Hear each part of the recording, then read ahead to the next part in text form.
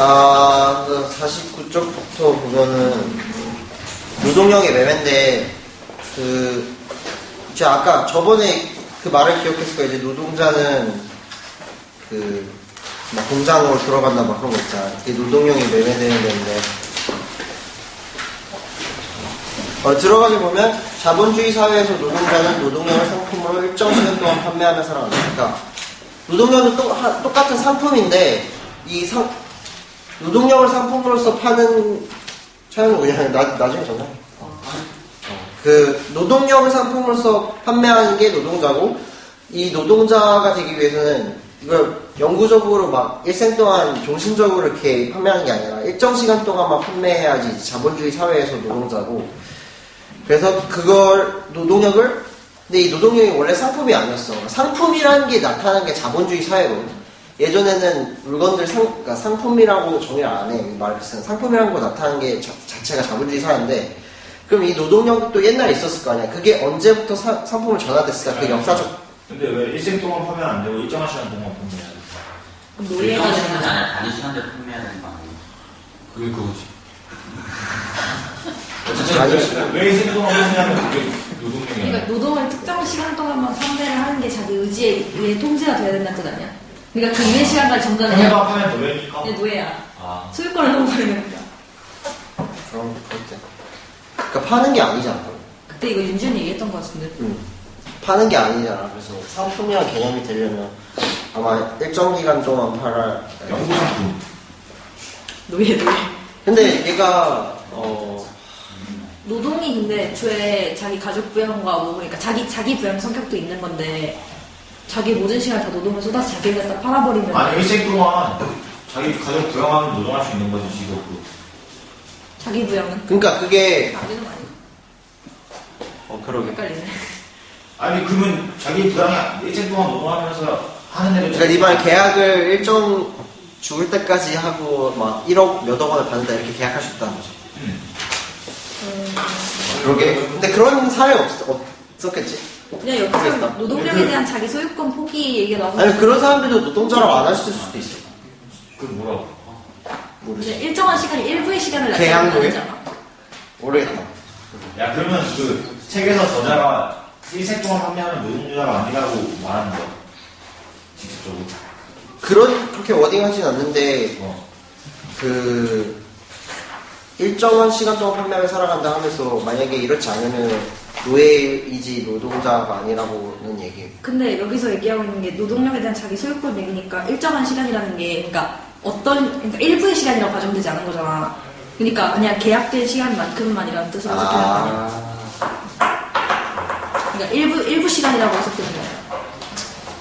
사실 근데 현실적으로 일부 시간이었겠지. 그러니까 현실적으로. 근데 어쨌든 넘어갈게. 그래서 그런 상품을 전환시킨 역사적 사건이 무엇일까를 알아볼 거고, 노동력의 상품 가치는 얼마일까? 저번에 약간 잠깐 얘기했었는데 그걸 다시 짚어볼 거고, 자본가가 노동을 살 때 그는 노동자에게 그것의 가치를 깎지 않고 그대로 준다 라고 가정하는 이유는 무엇일까? 그러니까 그 노동력의 가치 있잖아. 그거만큼 임금을 준다고 가정하는 이유가 뭘까를 알아보고, 부르주아 경제학은 왜 생산과정보다, 이제 마르크스가 중시하는 게 생산 영역이라 했잖아. 그거 말고 경험과정을 왜 연구하는데 몰두할까? 자기네들의 이익이랑 관련이 있겠지. 그래서 노동력이 시장에서 상품으로 매매되기 위한 조건을 볼게.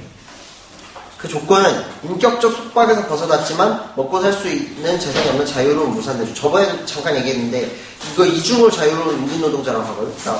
이게 free가 그냥 말 그대로 인격적으로 자유롭다는 거고, free from property가 그 재산이 없다는 얘기래. 그래서 두 가지 조건을 갖춰야지 노동력의 상품을 매매되기 위한 조건이라는 거. 그래서 환수야 저번에 얘기했을 때 내가 약간 잘못해서 얘기한 것 같은데, 그래서 프롤레타리아는 그 생산수단 소유하지 않은 사람을 프롤레타리아 하는 건 맞는데, 그러니까 프롤레타리아 계급이라 하는 건 맞고, 여기서는 노동력의 상품을 매매되기 위한 조건은 이제 인격적으로 속박되지 않고 무산대중이어야 된다. 그래서 인격적 자유를 보면 노동자가 자기 노동력을 자유롭게 처분할 수 있어야 된다는 뜻이야. 그래서 여기서 여기 나오지. 노예의 농노는 인격적으로 부자유이기 때문에 자기 노동력 시장에 상품을 내놓을 수 없다는 거니까, 그러니까 노동력이 행사하는 건 맞는데 그게 상품이 아니라는 거야. 그래서 분석 대상이 아닌 거지, 자본주의 사회에서. 그래서 자기 노동력을 일정 시간 동안만 판매해야 된다. 노동력을 판다고 하더라도 노동력에 대한 자기 소유권을 포기하지 않아야 된다.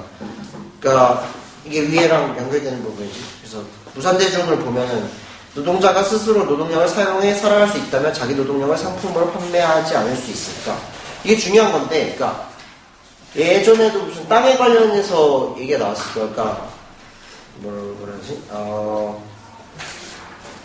그러니까 어떤 계급을 착취하려면 그러니까 어떤 대상 있잖아. 노동력이라든가 뭐 땅이라든가 그런 걸 착취하려면은 걔가 그걸 자기가 쓸 수 없게 만들어야 돼. 그래서 여기서도 그러니까 자기 노동력을 통해서 얘가 노동력이 있어도 이걸 통해서 돈을 벌 수 없는 거잖아. 얘가 그러니까 그런 상태에 놓인 사람들이 이제 노동력을 상품으로 팔게 된다는 거지.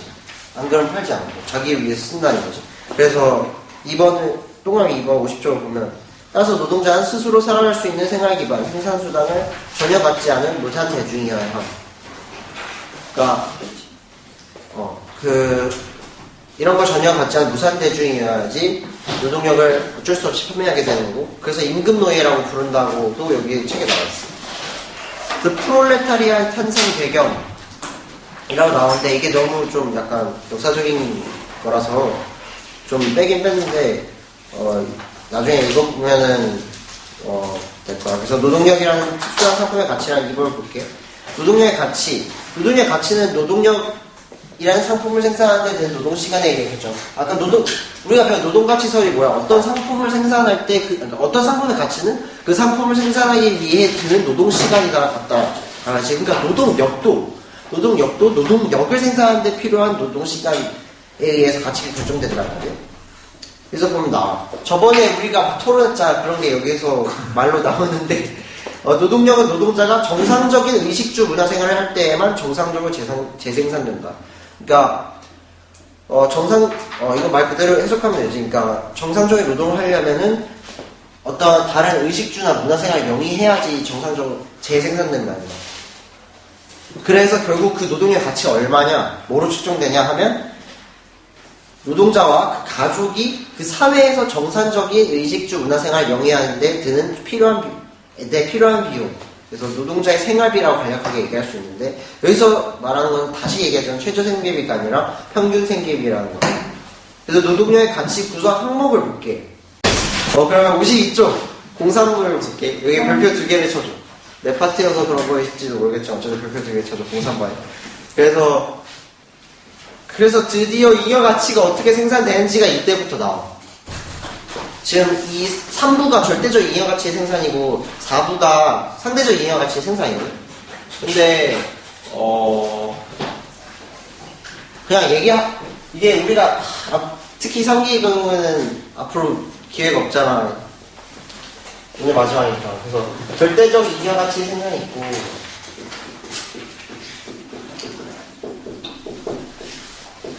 상대적 잉여 가치의 생산이 있는데 그중 우리는 절대적 잉여 가치의 생산, 노동시간 연장에 의한 잉여 가치의 생산을 볼게. 그러니까 이거는 노동시간의 연장하는 거예요.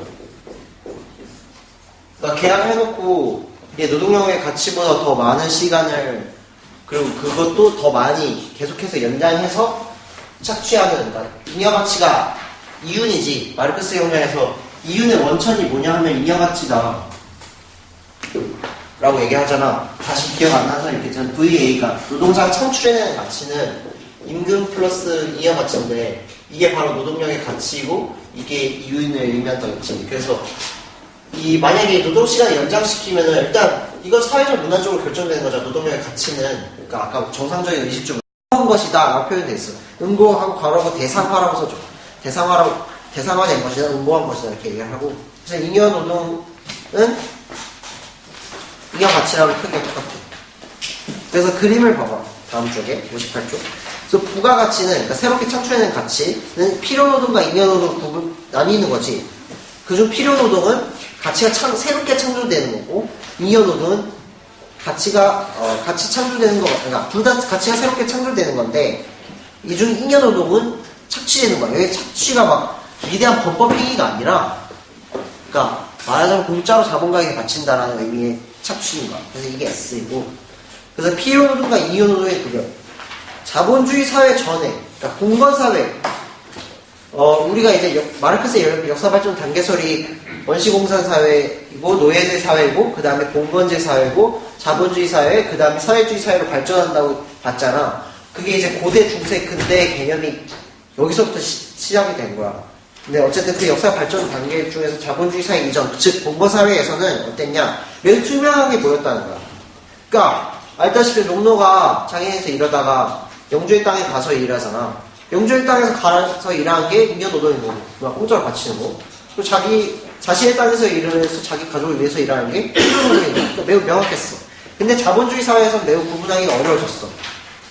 예를 들어서 고용계약이 하루에 8시간을 일하면 월급으로 200만 원을 준다라고 되어 있으면 착각이 쉽다는 거지. 이 8시간이 내가 창조해내는 가치가 8시간이 가치가 200만 원이 되냐라 생각이 쉬운데 사실은 따져보면 8시간씩 한 달 동안 일하면 500만 원 가치를 창조했는데 그 중에 200만 원만 월급을 받게 되는 경우라는 거지. 자본주의 사회는 이렇다는 거야. 그래서 잉여 가치율. 어쨌든 이론적으로는 필요노동과 잉여노동이 있어. 그래서 자본가가 노동자를 얼마 착취하는가를 나타내는 지표가 잉여가치율이고 이건 결론적으로 말하면 V분의 S야. 잉여가치율. 가변자본분의 잉여가치인 건데 필요노동분의 잉여노동이라 되겠지. 그러니까 뭐 V분의 S고 그러니까 W분의 S라고 할 수도 있고 이거에 클수록 착취의 정도가 크다 당연하겠지. 왜냐면 이게 필요노동분의 잉여노동인데 알다시피 잉여노동이 착취당하는 노동이잖아. 그러니까 이게 클수록 착취당하는 정도가 크다고 얘기하겠지. 물론 막 엄청나게 정교하진 않지만 대충 정성적으로 알 수 있잖아. 그래서 잉여가치 총액을 알아볼게. 결국 자본가가 관심 있는 거는 개별 그 상품 하나하나가 잉여가치가 아니라 잉여가치 총액을 늘리고 싶을 거 아니야. 그래서 그거에 대한 이야기야. 그래서 S는 SN이라 나와있어요. 잉여가치 총액은 노동자 한 명이 하루에 제공하는 잉여노동 곱하기 노동자 수겠지. 물론 똑같은 걸 생산한 가정일 거야. 그래서 S 곱하기 S 곱하기 N이고 S는 여기서 N이 V분의 라지 V인데 왜냐면 라지 V가 하루에 가변자본 총액이고 즉 임금 총액이야. 그리고 V가 스몰 V가 노동자 한 명의 노동력의 1의 가치. 그러니까 말하자면 그러니까 이 공장에서 총 생산 내가 지불하는 노동자들한테 지불하는 임금 있잖아. 그거를 한 명이 얼마나 많이 가변자본을 생산했는가로 나눈 거야. 그래서 그게 바로 N일 거 아니야. 왜냐면 총액은 그 한 명이 생산하는 거 곱하기 노동자 수일 거 아니야. 그래서 S 곱하기 V분의 라지 V로 나타낼 수 있는데 이건 다시 정리하면 V분의 S. 즉 이게 착취율이거든. 착취율 곱하기 임금 총액. 그럼 가변자본 총액으로 나타낼 수 있어. 그래서 이렇게 나타낼 수 있다는 거고 취업자 수 감축의 한계를 볼게. 왜 보통 자본주의 사회가 되면은 막 기계화가 돼가지고 노동자들 잘려나가서 막 불쌍해진다 이런 얘기 나오잖아. 근데 그것도 한계가 있다는 걸 마르크스가 얘기를 해. 여기 S는 스몰 S 곱하기 N에서 보면은 S는 노동일 중에서 잉여 노동 시간이잖아. 그러니까 이건 24시간으로 제한돼 있어. 그렇기 때문에 이걸 무한정 낮추고 이걸 높이면서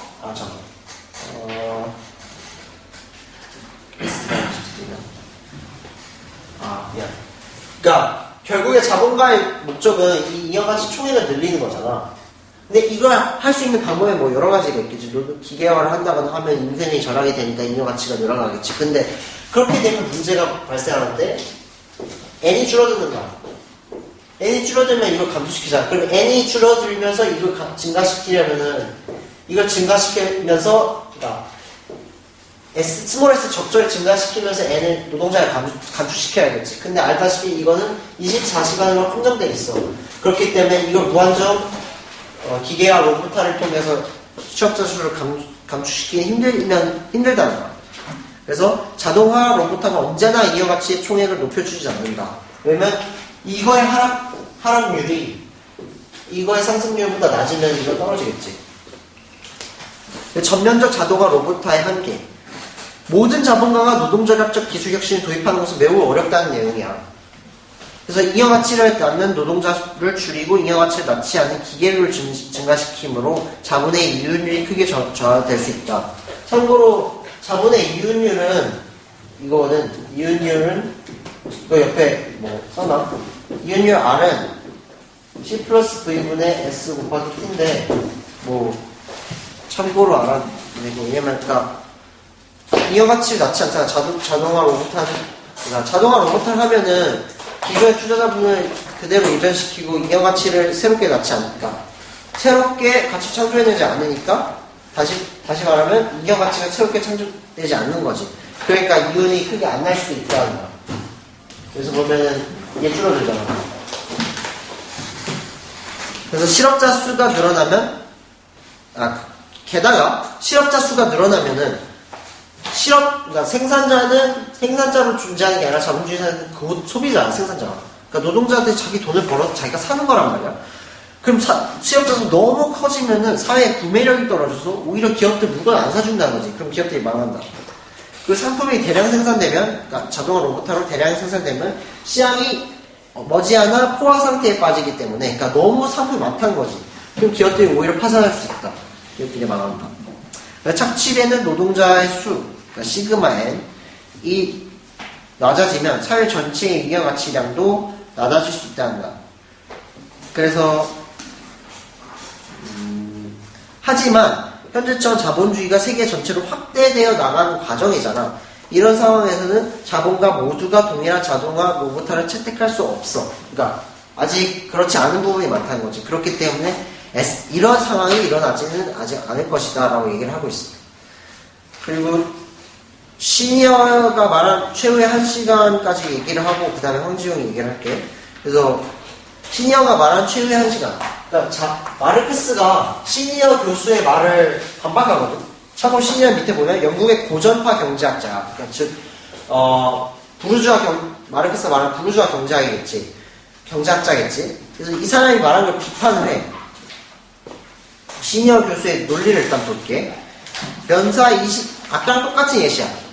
노동자가 면사를 만들어내는 과정인데 면사 20kg의 가치는 아래와 같이 구분할 수 있다. 면화 20원, 방출 4원, 노동력의 가치 3원, 잉여가치 3원 이렇게 나눌 수 있다는 거야.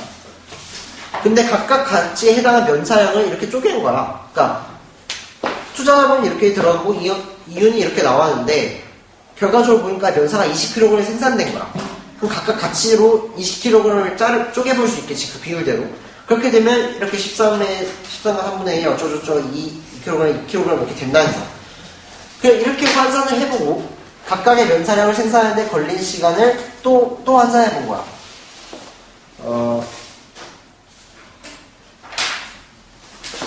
이거 어떻게 했냐? 그러니까 12시간 노동을 했는데 아까 마르크스 경제학에서 어떻게 설명이 됐어? 사실은 주는 임금은 3시간, 사실 주는 임금이 얼마지?